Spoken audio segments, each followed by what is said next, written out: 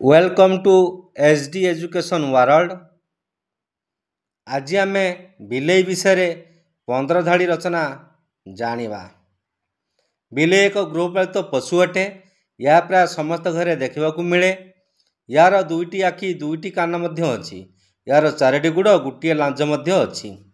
यार दांत और नख बहुत मुनिया। बिलेई मूषा मानू मारी दिए। यार शरीर बहुत लुमपूर्ण और नरम अटे।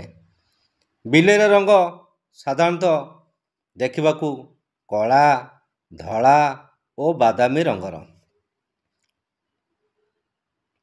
बिलेई माछ खाइबाकू बेसी भल पाए। बिलेई को कहीं कहीं पुष्यनानी मध्य डाकती। यह साधारणतः बाघ छुआ भली देखा जाए। बिलेई क्षीर पीवाकू बहुत भल पाए। यह राति रे देखिपारे। सी मियाऊ मियाऊ बोबे थाए। सी सर्वदा चुली पाखरे और मनीष पाखरे शुई थाए।